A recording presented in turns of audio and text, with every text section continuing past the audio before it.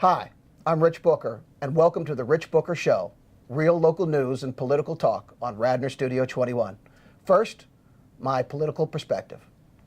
As I outlined last week, based on national issues, the newly elected Democrat majority of the Radnor Board of Commissioners approved massive increases in your property taxes and sanitary sewer rents on a purely partisan 4-3 basis last week. Moreover, they also left previously approved capital projects unfunded, meaning they will issue new debt later in 2019, thus requiring new, unbudgeted debt service payments. As a result of national ideology controlling local elections, the tax and spend liberal policies are now even more firmly entrenched in Radnor, robbing us of our money and our liberty. The national and local Democrats love to advocate for civility and compromise. When Republicans are civil, when they compromise, it allows the Democrats to exercise even more incivility and to be ever more uncompromising. The local Democrats put up signs that say, hate has no home here. But what those signs should say is that hate has no home here unless you believe in Judeo-Christian values, unless you believe in individual liberty and personal responsibility. Then hate does have a home here for you.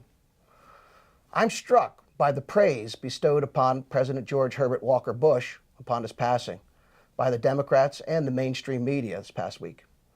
They remember that his compromises and calls for a kinder, gentler nation made him a one-term president and gave us the lying sexual predator Bill Clinton. The moral leader was replaced by one equally immoral.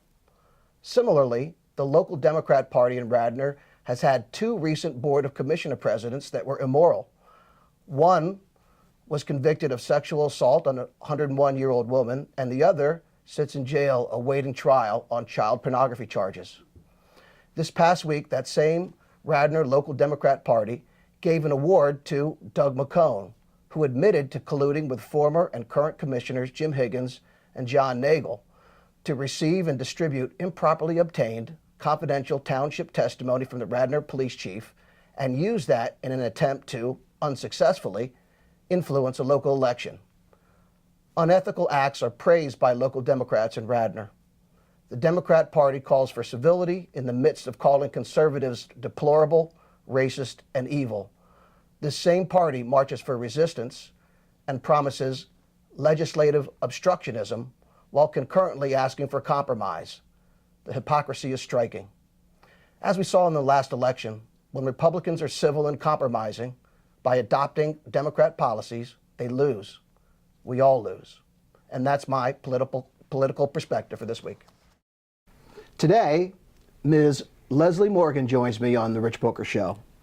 Leslie's a resident of Radnor's First Ward and is very attuned to Radnor politics. She's active in the Radnor Republican Party and attends many township meetings. She's also a real estate developer and businesswoman in the township. So, Leslie, thanks for joining, and please tell us a little bit about yourself and how you got into local politics. I have been involved in local politics since age 12. So basically, wherever I live since 12, I've been involved in some kind of form of helping an election. I like local, I like local and national. I don't do much on the state level. But I like local because I think you can make an impact, and I wish more people would come to the township meetings and do shows like this. So, Rich, what are your questions today? Well, again, thanks for joining, and I do have a couple of prepared questions for you. Awesome. So, first of all, one of the areas that I know you're very interested in is the stormwater issues in Radnor and Wayne especially. And I know you're familiar with the issues surrounding problems with the stormwater in your neighborhood as well as Absolutely. in the township in general. Can you explain what it is that is so important about the stormwater issues in Radnor and why you have become so involved in that issue? Well, I wouldn't say I'm involved in that issue any more than several others, but it's an interest to me because we enacted a fee. This is its 5th year, and so we've had that fee enacted for 5 years. After that, they'll probably raise it because there was a 5-year freeze when they enacted it. And it has not formatted to what it was enacted to be. Meaning, and I'll try and go on 5th grade language here. They basically taxed us. They call it a fee, but it's a mandatory amount of money you have to pay. Right. And everybody must pay it, even country clubs, churches. You know, it doesn't matter who you are, you're paying it.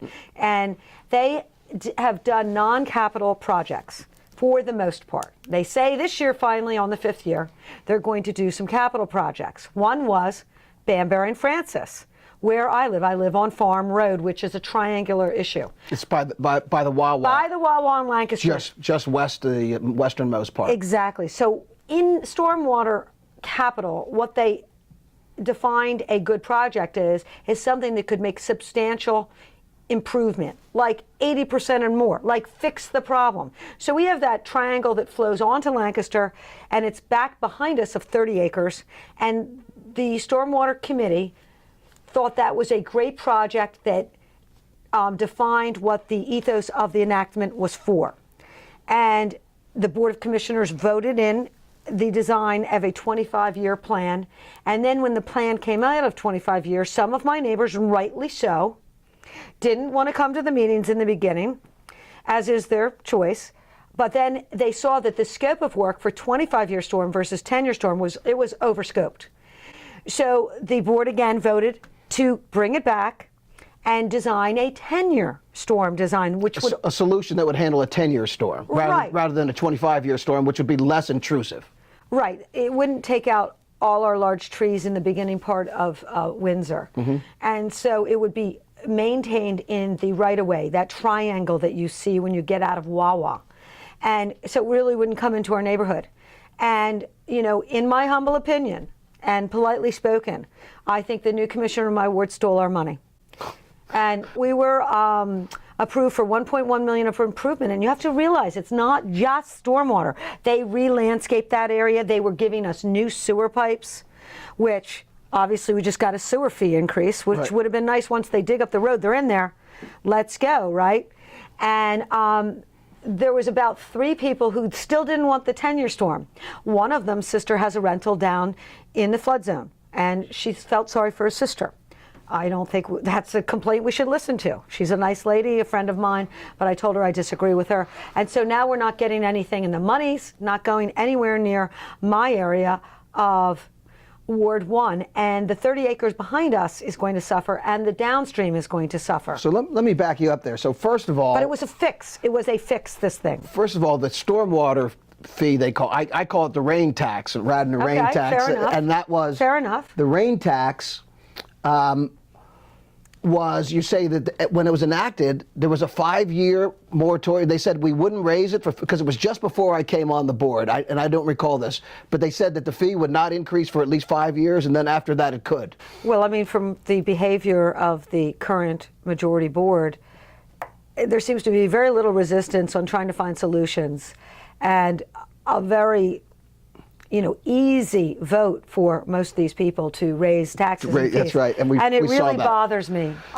So you mentioned that this project in your area, it was actually originally approved project by the board, and it was over $1 million. Yeah, I think it was 1.1. And then as 1.1, and then the board actually rescinded its approval. And that's what you mean by the money was stolen. Well, I think the board got the vote, but it was really the new commissioner, because he ran, as I understand, with the people in the flood zone down below the trestle tracks of Ward 1, that he was going to fix the problem. It's not a fixable solution in a flood zone. And it is unfortunate, but we all legally know if we buy a house on the beachfront or a flood zone. We know this and take responsibility.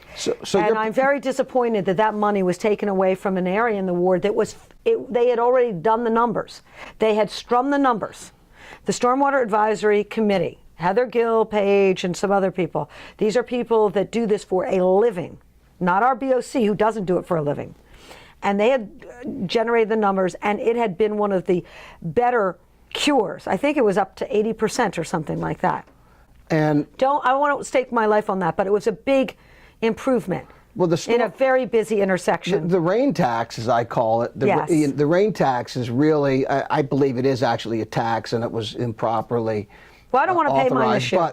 But since it's a fee, it's not the tax deductible, so you can't really take it as a deduction. But also, that fee or the rain tax, was supposed to be spread out between all of the wards. Yes. The original Stormwater Advisory Committee had a representative from each ward, and now we see fewer and fewer people on the board, Yeah. Not even sure they have a quorum. I'm told that they will have one man standing as of January 1, and he may be termed out as well. So the question is, and it's been asked to the board, Richard, you were there, and there's been no answer back. So I ask you this to find out for us lowly if it's even constituents. valid with no Yes. Stormwater Advisory Board. Well, as you know, my position on this has always been that we should repeal the rain tax. And I think it was always a program that was doomed to fail. It was an unlawful delegation of the Board of Commissioners' responsibility.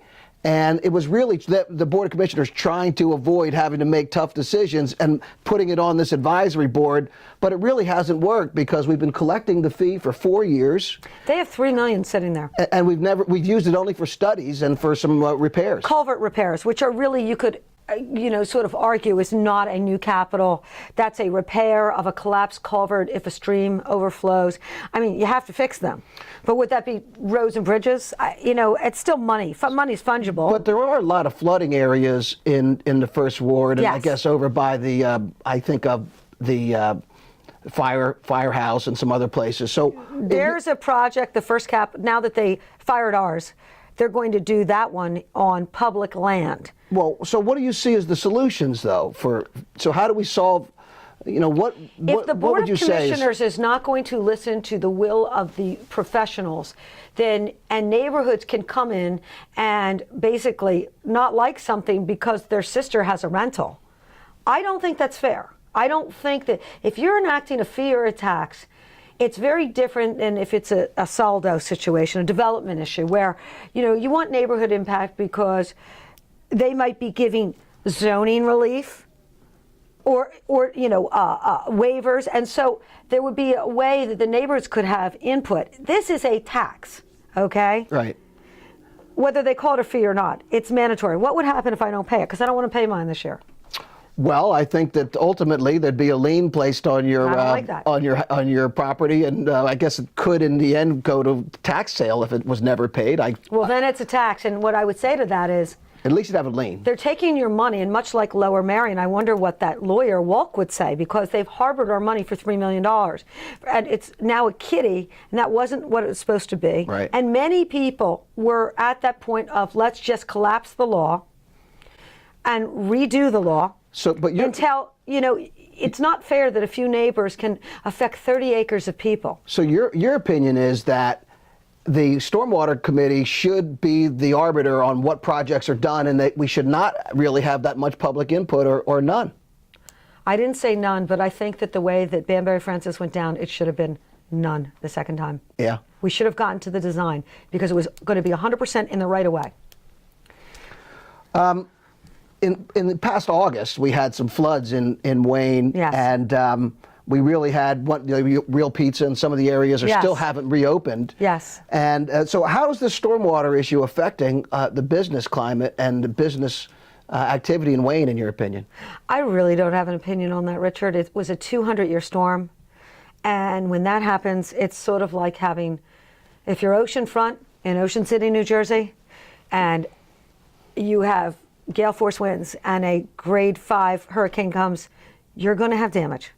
I mean, it is Mother Nature at that point. So I would rather move on to the property taxes, which I think we could spend a lot of time on talking about that, if you don't mind. So you think that the property taxes have more impact on the businesses, I guess, at this point. So I think they have impact on everybody. So as I talked about in my political perspective piece, we had a big increase in Radnor in the property taxes that was just approved, and we had in property taxes were approved last time in 2014.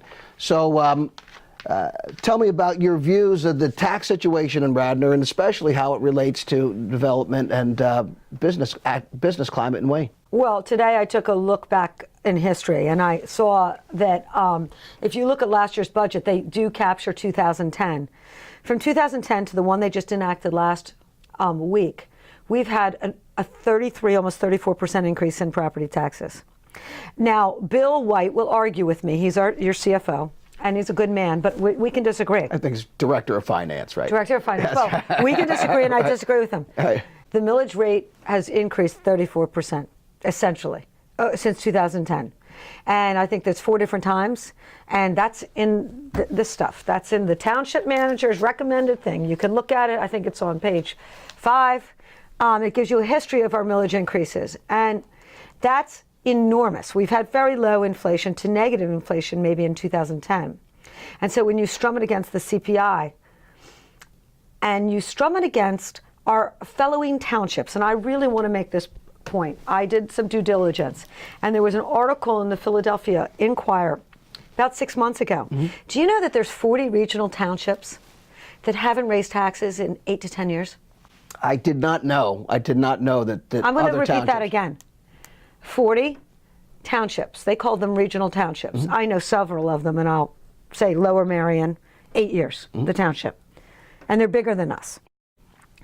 Haven't increased taxes in 8 years, and most of these are 8 to 10 years. You've got Delaware County thinking of giving property tax relief back to us this year. I disagree. I patently disagree that we cannot live within our means in a township with the household income that Radnor Township enjoys. I don't think we should have any debt. We should be having a goalpost to have no debt and live within our means. And the whole rush of the Democratic majority, and I don't like to go partisan, but they've enacted all the taxes. Well, it's always been them. And your commissioner now, the interim commissioner, Jack Larkin, he voted for it. It was a partisan vote to increase the taxes. Absolutely. Yeah. And I don't know why they didn't look at other solutions. Where was the headcount rejection?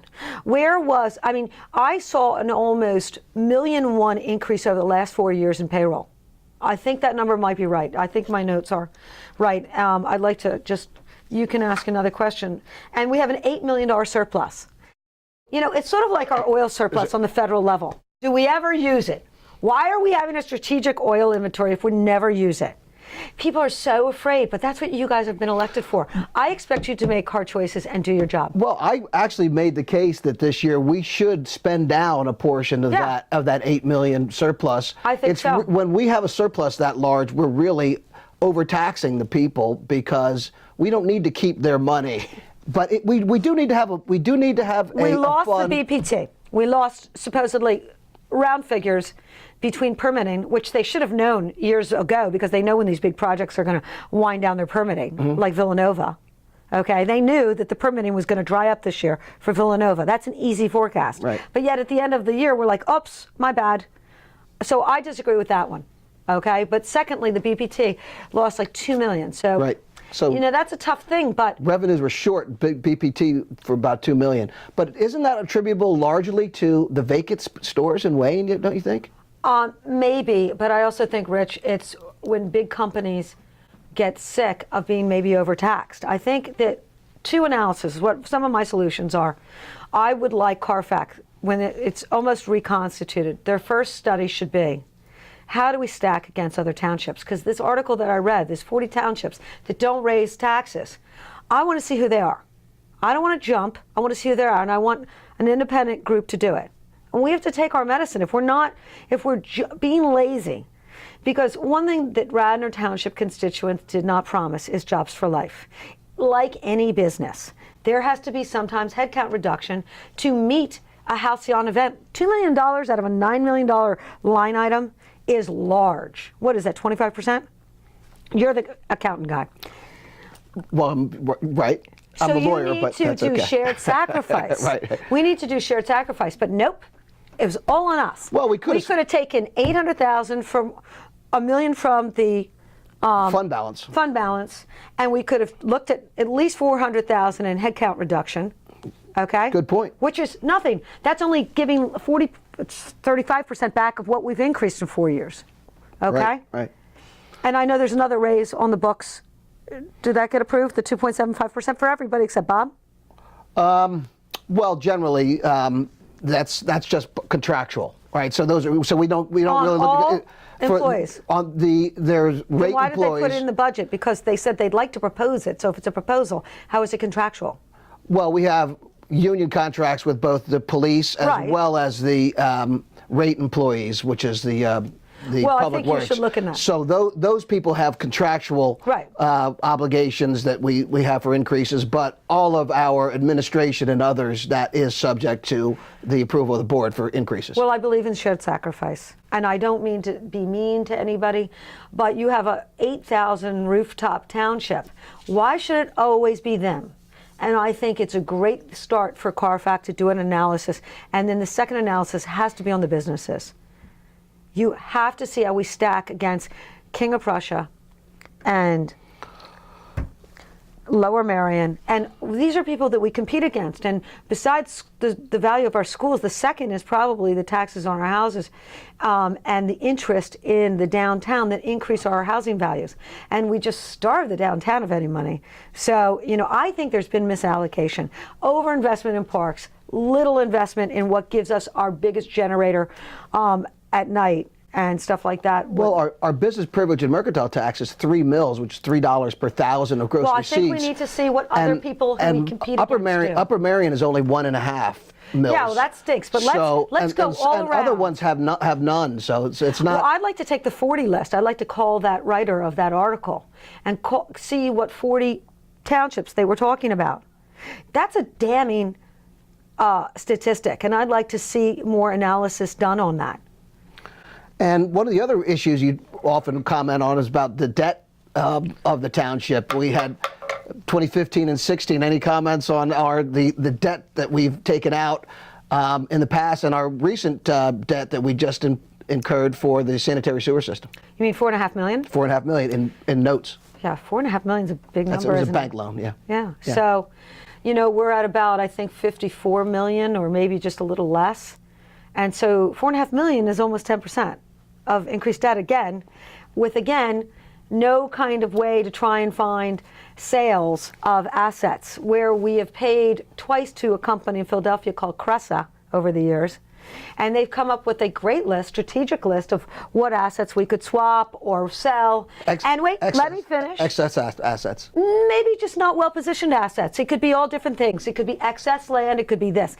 And in all the time I've been going to these meetings, 7 or 8 years, the one thing they found was a little site at the corner of Bryn Mawr and where that old Wawa is, and it was 3 parking slots. Well, it's 5 or 6, yeah. Okay, 5 or 6. Did they ever even sell that? I think there was no takers. I think we did offer to sell that, though. We did. Well, you offered it, but there was no takers because it's not even worth discussing. And the discussion that went on in that was mind-blowing. So I think that again, maybe CARFAC needs to tell you what to do, because it's great that you're all volunteers and you get elected. And Richard, you're one of the few that has a background in municipal finance. It's the Board of Commissioners. But when I look at the skill set on the board, it's not necessarily congruent with what's going to make the best decisions. So very good that people want to volunteer their time. We still are looking for people on CARFAC if you would like to join. I might think about it, because I think that you need to get a big no on some of your debt increases. But this year we're going to hit tax increase, debt increase, and then the sewer fee increase. And that's going to be a triple, 10, 10, and 10. So you've compounded 33%. And they still don't have enough money, they say. It's absolutely the case. You are very much involved in the political scene, and at one point you did apply for the interim position. I did. For commissioner. Any thoughts on, is it a possibility that Leslie Morgan will at some point run for commissioner? No, I don't think. I think I enjoy my freedom as an empty nester and have an active social life. And I would like to just come out when I think that I can add some value as a constituent on some of the things that my background lends itself to. But I think you have a big background, Richard, too, and people should listen to you a little more, because you tend to be right. And they just well, thank you. And I feel like you start fighting and then you lose it in the weeds. But you're great. You're just absolutely great. Well, thank you. And one of the things you talked about is getting me one of those books about how to win friends and influence Dale Carnegie. people. So apparently I don't influence that many people. Well, thanks very much for joining me. My pleasure. Appreciate it. Hey, Merry Christmas. Merry Christmas to you too, and thanks again. This has been the Rich Booker Show. Real local news and political talk on Radnor Studio 21. Thanks for joining.